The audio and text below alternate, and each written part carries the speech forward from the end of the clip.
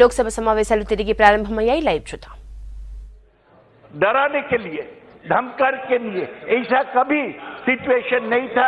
CBI का तो 2 director चला गया और अभी why is the CBI being used in, and there is a High Court injunction on any action against the Kolkata Police Commissioner up to February 13. The CBI went to Supreme Court today. They have got no order from the Supreme Court which asked the CBI to produce all necessary and relevant papers. We strongly protest with all the force at our command against the CBI and the BJP leadership led by Narendra Modi and Amit Shah to really damage the constitutional structure. If such a face-off between the state government and the center takes place. Madam,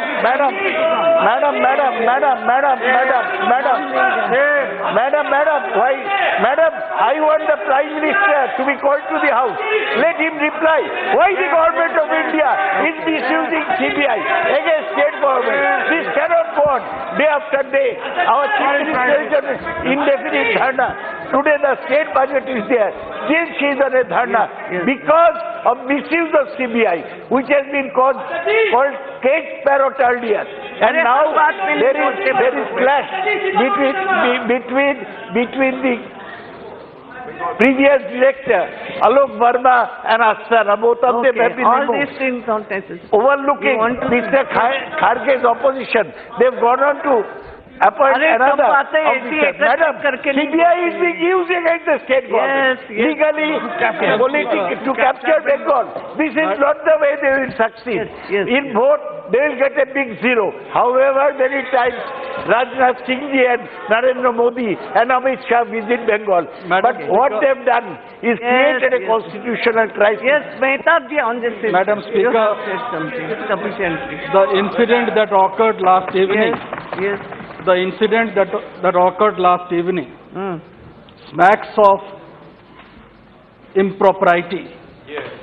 The manner in which CBI officers wanted to barge into Calcutta Police Commissioner's residence, Yes.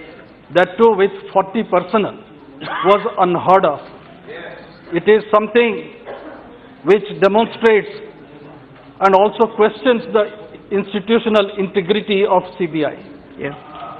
The manner in which CBI has been functioning during last 2 to 3 months' time, it does not show any professionalism, and that is the manner in which CBI has come into such criticism today. We are not a banana republic. There are instances, especially during last very few years, situation has aggravated to such an extent where institutions are being derided because of certain motivated action of certain personnel. This should be stopped at all quarters. Odisha has also seen CBI officers barging into a sitting judge's residence, that too in the early hours of the morning some months back. And just before the Panchayat election, adequate steps also were taken by the CBI just to defame Biju Janata Dal, and actions again have started emanating in Odisha also just to defame the leaders of BJD. This smacks of unprofessionalism, and we want CBI should be a professional institution and also should target those people who are indulging in corruption. But the manner in which CBI is functioning today is as if it is a political, it becomes a political stooge, and it smacks of all becomes a political weapon at the hands of the power that is there in center. नहीं हो गया, बोल जयप्रकाश जी बोलना है क्या? अध्यक्ष महोदय, केंद्रीय एजेंसी CBI को मिसयूज किया जा रहा है.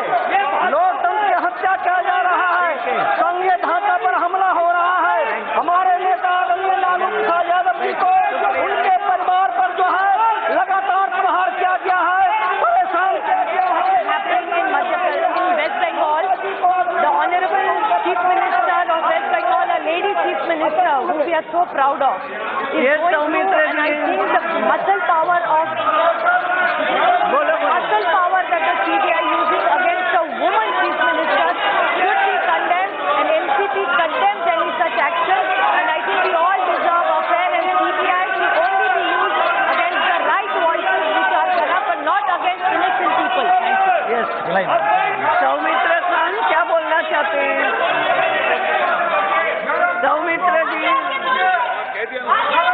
यस सौमित्र क्या है? मैडम, आज जो चल रहा है पूरा देश में तो कानून नहीं चल रहा है। एक सांसद आके बोल रहे हैं। बुलाइए मैडम, बुलाइए उनको। आप इधर आ जाइए, आप इधर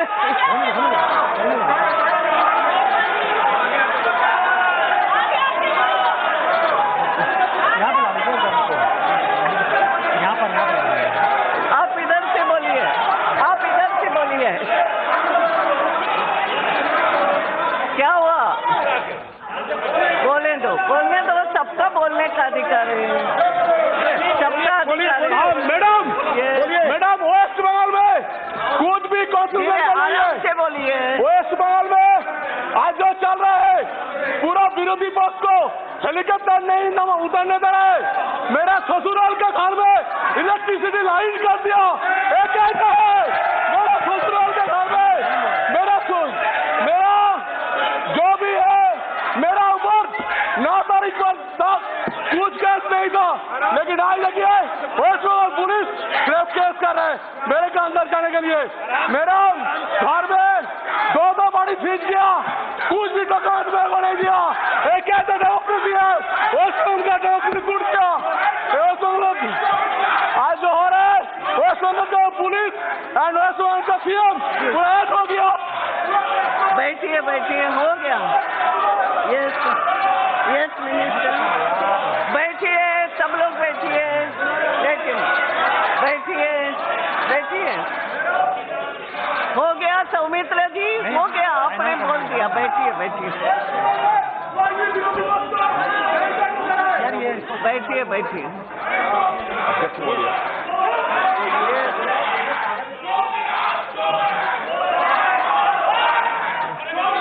Now listen. You will have to listen.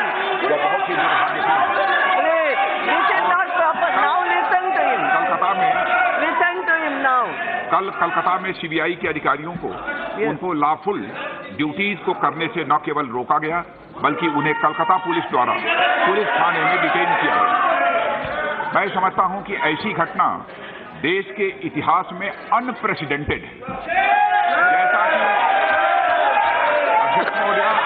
जैसा कि इस सदन को अवगत होगा, सीबीआई को शारदा स्कैम की जांच करने की जिम्मेदारी honourable supreme court of India द्वारा दी गई है। शारदा स्कैम में पूर्वी भारत के और विशेष तौर पर पश्चिम बंगाल के लाखों गरीब लोगों की गाढ़ी कमाई को शारदा ग्रुप द्वारा हड़प लिया गया। शारदा ग्रुप की विभिन्न कंपनियों द्वारा बहुत सारी ड्यूबियस मनी मल्टीप्लायर स्कीम के माध्यम से आकर्षक रिवार्ड एंड रिटर्न का लालच देकर बहुत सारा धन अध्यक्ष महोदया इकट्ठा किया गया।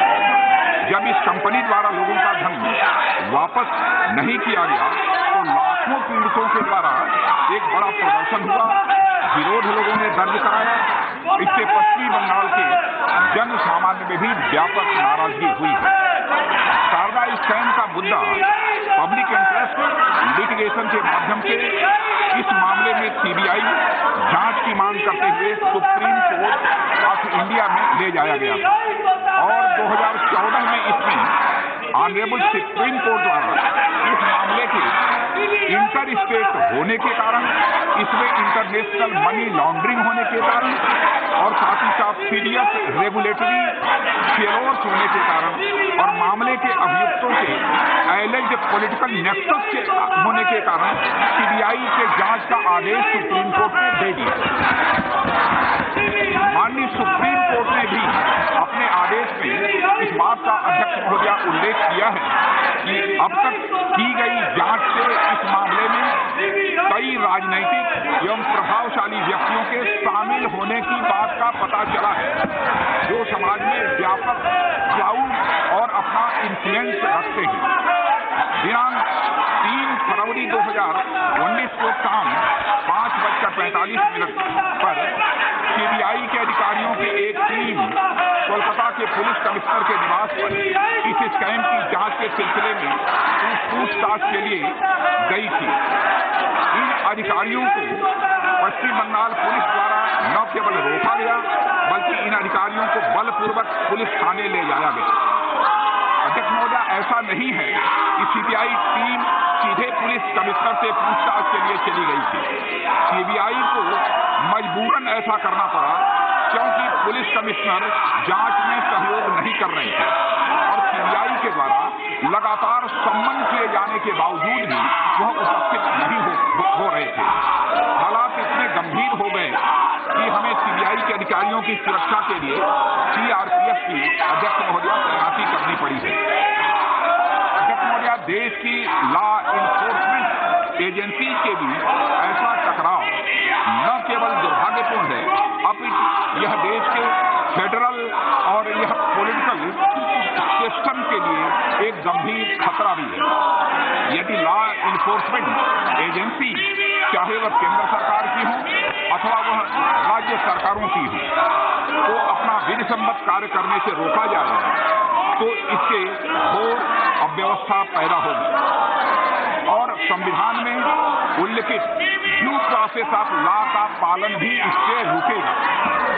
संविधान में पुलिस और पब्लिक ऑर्डर यह राज्य के सब्जेक्ट है और हम केंद्र सरकार में इस संबंध में राज्यों के अधिकार का सम्मान भी करते हैं तथा संविधान ने केंद्र सरकार को यह जिम्मेदारी सौंपी हुई है कि वह इस बात को सुनिश्चित करे कि देश का शासन संवैधानिक व्यवस्थाओं के अनुसार चलाया जाए।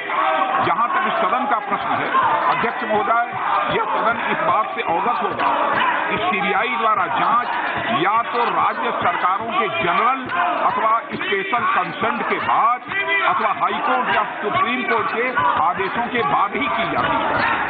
इस मामले में देश की हाईएस्ट कोर्ट ने सीबीआई को मामले की फेयर प्रोब को ध्यान में रखते हुए ही यह जांच का आदेश दिया था। मुझे यह बात कहने में कोई संकोच नहीं है अध्यक्ष महोदया कि कल जो भी घटनाएं हुई हैं वह एक तरीके से संवैधानिक व्यवस्थाओं के टूटने की ओर संकेत कर रही हैं। मैंने इस संबंध में पश्चिमी बंगाल के महामहिम राज्यपाल महोदय से भी चर्चा की है और राज्यपाल महोदय ने राज्य के चीफ सेक्रेटरी और डीजी पुलिस को बुलाया है कि इस मामले में उत्पन्न एजेंसियों के टकराव को दूर किया जा सके और सीबीआई के अधिकारियों को सुरक्षा प्रदान की जा सके। मैंने इस मामले में महामहिम राज्यपाल को यह भी कहा है कि पूरे मामले की एक रिपोर्ट वह भेजने का कष्ट करें। अध्यक्ष महोदया, मैं अपील करना चाहता हूं वहां की सरकार से, वहां के मुख्यमंत्री से कि लॉ इन्फोर्समेंट एजेंसी को ठीक तरीके से काम करने का वह अवसर प्रदान करें। अतः मैं इसी अपील के साथ राज्य में देश की लॉ इन्फोर्समेंट एजेंसी को सुचारू रूप से काम करने देने के लिए सभी राज्य सरकारों से भी अपेक्षा करता हूं और मुझे उम्मीद है कि हमारी पश्चिमी बंगाल की सरकार भी इन सारी लॉ इन्फोर्समेंट एजेंसीज को सुचारू रूप से काम करने के लिए जो आवश्यक माहौल चाहिए वह उपलब्ध कराने में वह पूरी तरह से सहयोग करेंगी ताकि सारी यह एजेंसियां निष्पक्ष और निडर होकर जांच करने में कर सके और देश में कानून का शासन स्थापित करने में सहायता मिल सके। धन्यवाद। Please go to your seat. इससे किसी भी समस्या का निदान नहीं होता है। प्लीज गो।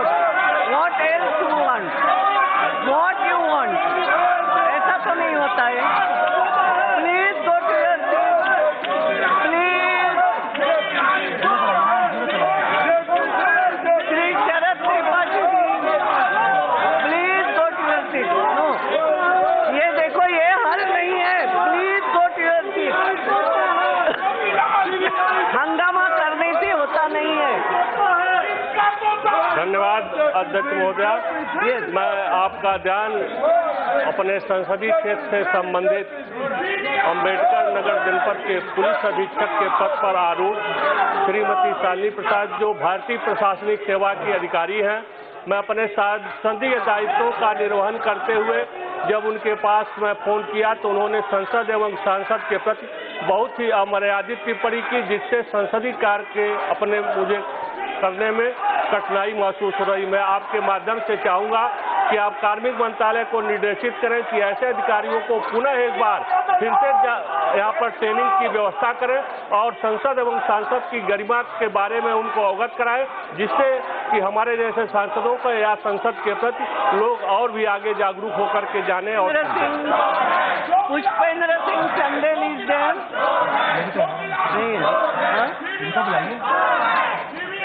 लखनलाल साहू कहाँ है? लखनलाल साहू नहीं है, बंशीलाल महतो, धन्यवाद अध्यक्ष महोदय, आपने मुझे शून्यकाल में बोलने का अवसर दिया।